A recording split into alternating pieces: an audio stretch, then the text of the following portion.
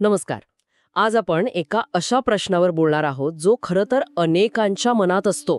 म्हणजे घरात पैसा येतो खरा, पण तो टिकत का नाही? कितीही कष्ट केले तरी पैसा कुठल्या कुठे जातो? हा अनुभव मला वाटतं अनेकांना येत असणार.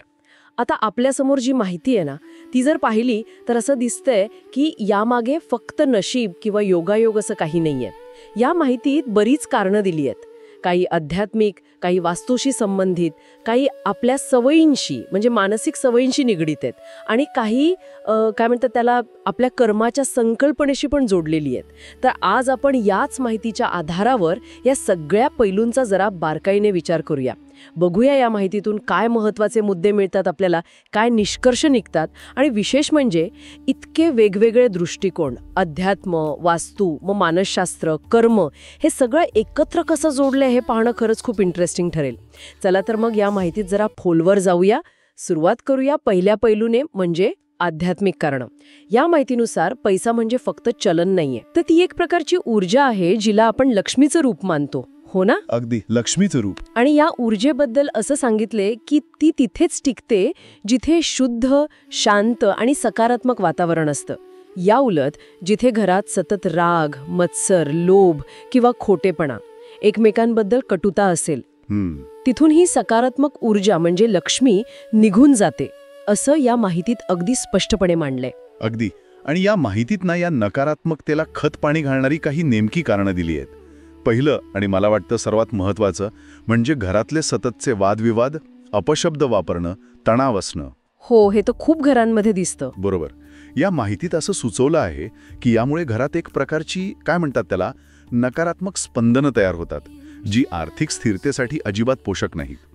कदाचित यामागचा विचार असा असेल की अशा वातावरणात माणसाची निर्णय क्षमता, त्याची मानसिक शांतता ती कुठेतरी ढळते आणि त्याचा परिणाम मग आर्थिक नियोजनावर होतो. अगदी अगदी बरोबर.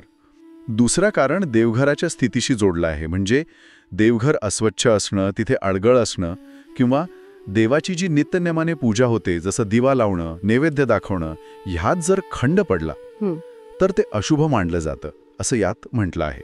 यामागे काय कल्पना असेल? कदाचित अशी कल्पना असावी की देवघराची स्वच्छता आणि पूजा ही घरातल्या श्रद्धेचं, एका सकारात्मक ऊर्जेचं प्रतीक आहे. तिसरा मुद्दा आहे दानधर्माचा अभाव. अच्छा. म्हणजे कमावलेल्या पैशातून काही भाग समाजाला किंवा गरजू लोकांना परत दिला नाही तर पैशाचा प्रवाह कुठेतरी थांबतो किंवा लक्ष्मी स्थिर राहत नाही, असा एक दृष्टिकोन या माहितीत दिसतोय. म्हणजे देणं आणि घेणं दोन्ही महत्वाचं. बरोबर. जणू काय पैशाच्या प्रवाहासाठी हे चक्र गरजेचं आहे. आणि चौथं कारण आहे आपल्या वृत्तीशी संबंधित, म्हणजे पैशाबद्दलचा अहंकार बाळगणं किंवा गरजूंना मदत न करण्याची वृत्ती. या माहितीनुसार अशी वृत्ती लक्ष्मीला आवडत नाही असं म्हणतात. म्हणजे थोडक्यात पैसा टिकण्यासाठी फक्त कमावणं पुरेसं नाही. नाही, अजिबात नाही. तर त्यासोबत कृतज्ञता, विनम्रता आणि एक पॉझिटिव्ह दृष्टिकोन हे पण महत्वाचं मानलं गेलं आहे. अगदी. हे मुद्दे खरंच विचार करण्यासारखे आहेत. म्हणजे पैसा टिकणं हे फक्त आर्थिक गणितावर नाही अवलंबून. नाही. तर आपल्या घरातलं वातावरण आणि आपली मानसिक वृत्ती यावरही ते अवलंबून आहे, असं या माहितीतून स्पष्ट होतंय. यावर काही उपाय वगैरे सुचवलेत का या माहितीत? हो, नक्कीच. माहितीत एक तसा सोपा पण प्रभावी उपाय सांगितला आहे. घरात रोज सकाळी आणि संध्याकाळी दिवा लावणं. दिवा लावणे. हो. याला सकारात्मक ऊर्जा वाढवण्याचा एक चांगला मार्ग मानला गेला आहे. त्याचबरोबर एका विशिष्ट लक्ष्मी मंत्राचा जप करण्याची पण शिफारस केली आहे. कोणता मंत्र? मंत्र आहे ओम श्रीम ह्रीम क्लीम श्री सिद्ध लक्ष्मीयै नमः.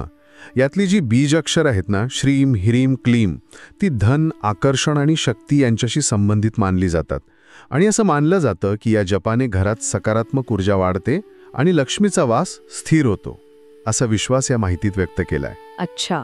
म्हणजे घरातली ही ऊर्जेची गोष्ट केवळ आपल्या भावनांपुरती किंवा पूजेपुरती नाहीये, मर्यादित नाही, असं दिसतंय. माहिती सांगते की आपल्या घराची जी प्रत्यक्ष रचना आहे म्हणजे वास्तू, त्याचाही थेट संबंध पैशाच्या स्थिरतेशी असतो. अगदी अगदी बरोबर. पाहूया कसं ते. हा दुसरा महत्वाचा मुद्दा आहे वास्तुशास्त्रीय कारणं. या माहितीनुसार घराची दिशा, घराची रचना, वस्तूंची मांडणी यातून जी ऊर्जा निर्माण होते ती आपल्या आर्थिक स्थितीवर परिणाम करू शकते. म्हणजे पैसा टिकत नसेल तर ह्या ऊर्जेच्या प्रवाहात काहीतरी अडथळा असू शकतो. बरोबर. ज्यांना वास्तुदोष म्हटलं जातं. आणि ह्या माहितीत असे कोणते मुख्य वास्तुदोष सांगितले आहेत ज्यामुळे पैसा टिकत नाही? काही प्रमुख दोषांचा उल्लेख आहे यात. पहिला म्हणजे घराचा मुख्य दरवाजा. मुख्य दरवाजा, घराचं तोंड म्हणतो आपण ज्याला. हो, घराचं मुख. हा दरवाजा जर तुटका असेल, उघडताना किंवा बंद करताना करकर आवाज करत असेल, किंवा तो अस्वच्छ असेल, अडगळीत असेल, तर यामुळे घरात येणारा जो धनाचा प्रवाह आहे तो बाधित होतो असं मानलं जातं. जणू काही घरात येणाऱ्या पॉझिटिव्ह एनर्जीलाच अडथळा येतो. अच्छा. दुसरा महत्वाचा मुद्दा आहे उत्तर दिशेशी संबंधित.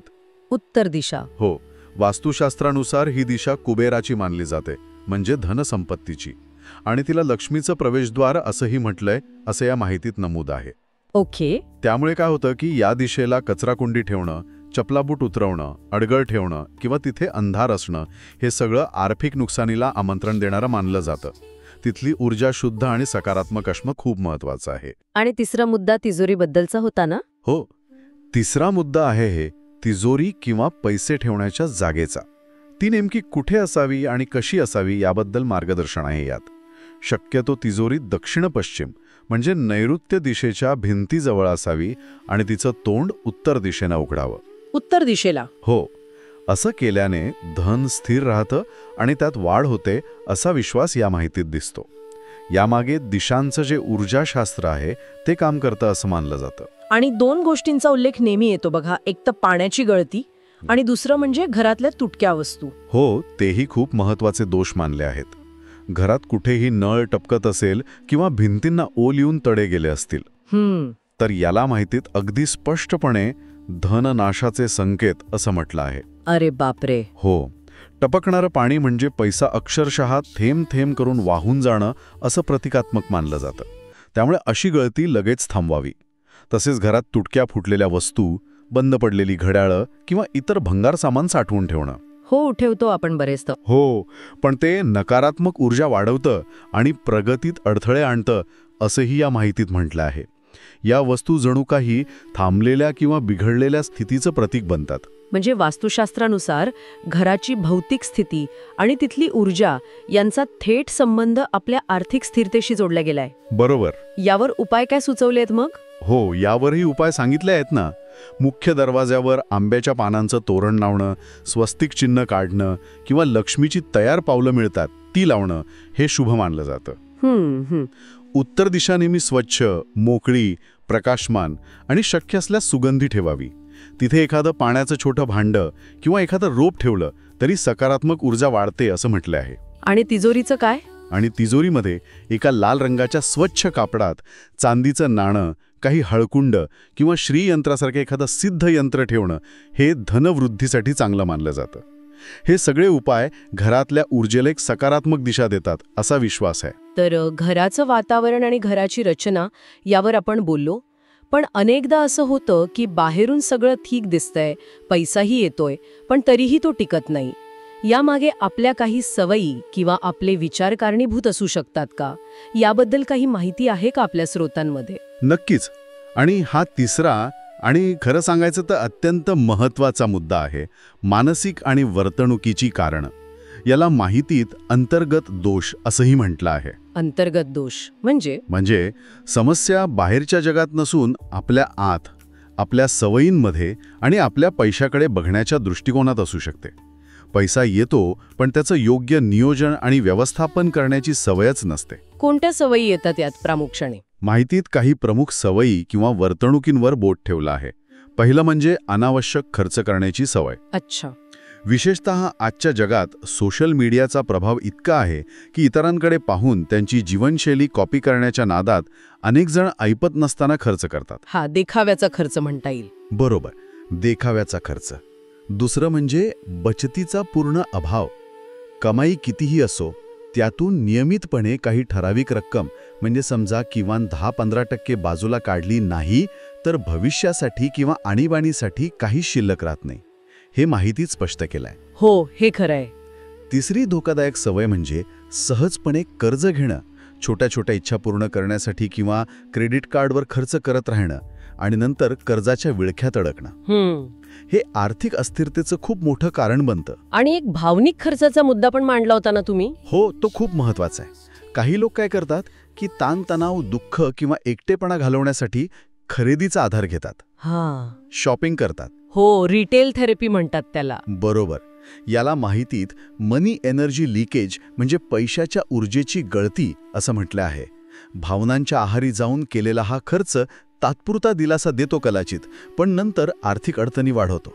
म्हणजे हे दाखवतं की आपले आर्थिक निर्णय किती वेळा तार्किक नसून भावनिक असतात. अगदी अगदी. म्हणजे नियोजनाचा अभाव आणि भावनेच्या आहारी जाऊन घेतलेले निर्णय हे दोन कळीचे मुद्दे दिसतायत इथे. हो. यावर मात करण्यासाठी काय उपाय सुचवले आहेत? यासाठी माहितीत एक लोकप्रिय नियम सांगितला आहे, 50-30-20 रूल. 50-30-20 रूल. हो.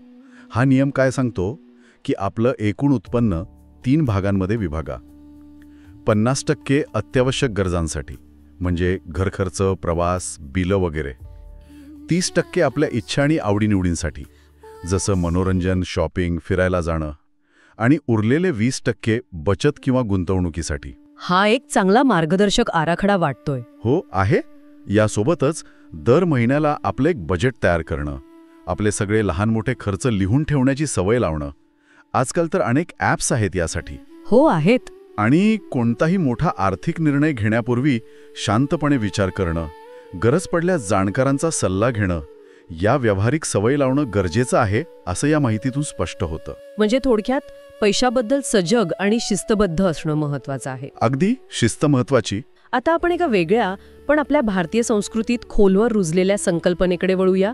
कर्म आणि भाग्याचा प्रभाव हा चौथा मुद्दा आहे. काही वेळा असं म्हटलं जातं की आपण कितीही प्रयत्न केले तरी काही गोष्टी आपल्या हातात नसतात आणि पैसा टिकत नाही. यामागे कर्माचा काही संबंध असू शकतो असं या माहितीत म्हटलंय का? हो, या पैलूचाही विचार केला गेलाय बरं का. माहितीनुसार कधीकधी आर्थिक अडचणींमागे किंवा पैसा न टिकण्यामागे आपल्या किंवा आपल्या पूर्वजांचे काही कर्म कारणीभूत असू शकतात. ही एक अशी श्रद्धा आहे की आपण कळत नकळत आपल्या पूर्वजांकडून आलेले काही ऋण किंवा कर्मबंधन भोगत असतो. याचा नेमका अर्थ काय होतो? एखादं उदाहरण देता येईल का? उदाहरणार्थ असं मानलं जातं की जर पूर्वजांकडून कळत नकळत काही अन्यायकारक कृत्य घडलं असेल, समजा कुणाची फसवणूक केली असेल, अन्याय्य मार्गाने संपत्ती मिळवली असेल किंवा अतिलोभ केला असेल, तर त्या कर्माचे नकारात्मक परिणाम पुढील पिढ्यांना भोगावे लागू शकतात असं म्हणतात. अच्छा. घरात पैसा आला तरी तो न टिकणं, सतत आर्थिक अडचणी येणं हे त्याचं एक लक्षण असू शकतं, असा एक विश्वास या माहितीत व्यक्त केला आहे. बापरे, हे खूपच वेगळं आणि जरा गहन वाटतंय. यावर काही उपाय किंवा तोडगा सांगितला आहे का मग? हो, यावर उपाय म्हणून काही पारंपरिक धार्मिक विधी सुचवले आहेत. जसं की पितृदोष शांतीसाठी पितृतर्पण करणं, पिंडदान करणं, किंवा काही विशिष्ट परिस्थितीत नारायण नागबळीसारखे विधी करणं, जे पितृदोषांच्या निवारणासाठी केले जातात असं मानतात. या विधींमागे श्रद्धा काय आहे? या विधींमागे श्रद्धा अशी आहे की यामुळे पितरांना गती मिळते, त्यांच्याशी संबंधित जी काही नकारात्मक ऊर्जा असेल ती शांत होते आणि घरातले अडथळे दूर होतात. पण या धार्मिक विधींसोबतच माहितीत 2 गोष्टींवर जास्त भर दिला आहे: दान आणि सेवा. दान आणि सेवा. हो, आपल्या प्रामाणिक कमाईतून नियमितपणे काही भाग गरजू लोकांना दान करणं किंवा निस्वार्थ भावनेने सेवा कार्य करणं, हे कर्मशुद्धीकरणाचे आणि सकारात्मक ऊर्जा वाढवण्याचे उत्तम मार्ग मानले आहेत. आणि सर्वात महत्त्वाचं म्हणजे आपली कमाई ही नेहमी प्रामाणिक आणि नैतिक मार्गाने केलेली असावी. हे महत्त्वाचं आहे. हो, कारण माहितीनुसार अनैतिक मार्गाने आलेला पैसा कधीच टिकत नाही आणि तो अशांतीच घेऊन येतो. त्यामुळे कर्माचा विचार केवळ पूर्वजांपुरता मर्यादित नाही, तर आपल्या वर्तमान कृतींशीही जोडलेला आहे. म्हणजे आध्यात्मिक, वास्तू, मानसिक सवयी आणि कर्म या सगळ्या पैलूंमधून काही ना काही कारणं आणि उपाय आपल्या समोर आले आहेत. याशिवाय माहितीत काही एकत्रित किंवा सामान्य उपाय दिले आहेत का, जे घरात सकारात्मकता आणि आर्थिक स्थिरता टिकवण्यासाठी मदत करू शकतील? हो, आहेत की. 5वा मुद्दा म्हणून काही सामान्य पण उपयुक्त उपाय सांगितले आहेत, जे या सगळ्या विचारांना पूरक आहेत. पहिलं म्हणजे रोज सकाळी आणि संध्याकाळी घरात प्रसन्न वातावरण निर्मितीसाठी शंख किंवा घंटा वाजवणं आणि सुगंधी अगरबत्ती लावणं. हो, याने छान वाटतं घरात. अगदी. दुसरं म्हणजे दर शुक्रवारी देवी लक्ष्मीचं विशेष पूजन करणं. यात तिला केशमिश्रित दूध, कमळाचं फूल किंवा पांढऱ्या रंगाची फुलं आणि मिठाई अर्पण करण्याची पद्धत आहे. तिसरं, तिजोरी किंवा पैसे ठेवण्याच्या कपाटात कुबेरी यंत्र किंवा श्री यंत्रासारखी पवित्र चिन्ह ठेवणं शुभ मानलं जातं. अच्छा. चौथा म्हणजे घरात उत्तर किंवा ईशान्य दिशेला वाहत्या पाण्याचं प्रतीक म्हणून एखादं छोटं कारंजं किंवा स्वच्छ पाण्याचं मत्स्यालय ठेवणं समृद्धीचं प्रतीक मानलं जातं. पण ते स्वच्छ ठेवावं लागतं ना. हो, ते मात्र नेहमी स्वच्छ ठेवावं लागतं, नाहीतर त्याचा उलटा परिणाम होऊ शकतो. आणि शेवटचं म्हणजे गरिबी आणि नकारात्मकता दूर करण्यासाठी दर महिन्याला किंवा जेव्हा शक्य असेल तेव्हा आपल्या ॲप्तीप्रमाणे थोडं अन्नदान करत राहणं, हे पण एक चांगला उपाय मानला आहे. तर या सगळ्या माहितीचा एकत्रित विचार केला ना, तर एक गोष्ट अगदी स्पष्ट होते. पैसा कमवणं जितकं महत्वाचं आहे, तितकंच किंवा कदाचित त्याहूनही जास्त महत्वाचं आहे तो टिकवणं. बरोबर. अगदी बरोबर. टिकवणं महत्वाचं. आणि तो टिकवण्यासाठी केवळ आर्थिक नियोजन पुरेसं नाहीये. नाही. घरातली सकारात्मक ऊर्जा, आपली मानसिक वृत्ती, आपल्या सवयी, अगदी आपल्या वास्तूची रचना आणि आपल्या कर्माच्या संकल्पना, या सगळ्याचा एकत्रित परिणाम आपल्या आर्थिक स्थिरतेवर होत असतो, असं या माहितीतून दिसतंय. जिथे प्रेम, समाधान, दानाची वृत्ती, शांती आणि सकारात्मक विचार आहेत, तिथेच लक्ष्मी स्थिर राहते. हा संदेश वारंवार आपल्याला मिळतोय. हो. मला यातलं एक वाक्य खूपच महत्वाचं वाटलं. पैसा फक्त कष्टाने मिळत नाही, तो टिकवण्यासाठी ऊर्जा, सद्भाव आणि शुद्ध मनोवृत्ती लागते. अगदी बरोबर बोललात. आणि या सगळ्या चर्चेच्या शेवटी या माहितीत दडलेला एक विचार खूप खोल आणि विचार करायला लावणार आहे. तो म्हणजे खऱ्या अर्थाने पैशापेक्षा मोठं धन म्हणजे संतोष. आणि जिथे संतोष आहे तिथेच खरी लक्ष्मी नांदते. वा, हे खूप छान आहे. हो, हे वाक्य ऐकल्यावर मनात प्रश्न येतो की आपण सगळेच जण आर्थिक स्थिरतेसाठी बाह्य गोष्टींवर किती लक्ष देतो. म्हणजे जास्त कमाई, गुंतवणूक, वास्तू उपाय, पूजापाठ, या सगळ्यावर हो देतोच आपण. पण त्याचवेळी आपण आपल्या आंतरिक समाधानावर, आपल्या गरजा मर्यादित ठेवण्यावर आणि पैशाकडे एका निरोगी दृष्टिकोनातून पाहण्यावर किती लक्ष देतो. हा महत्वाचा प्रश्न आहे. कारण खरी समृद्धी केवळ बँक खात्यातल्या आकड्यांमध्ये आहे की आपल्या मनाच्या शांततेत आणि समाधानात आहे. हा प्रश्न मला वाटते ही सगळी माहिती आपल्याला एका वेगळ्या उंचीवर घेऊन जाते आणि नक्कीच विचार करायला भाग पाडते.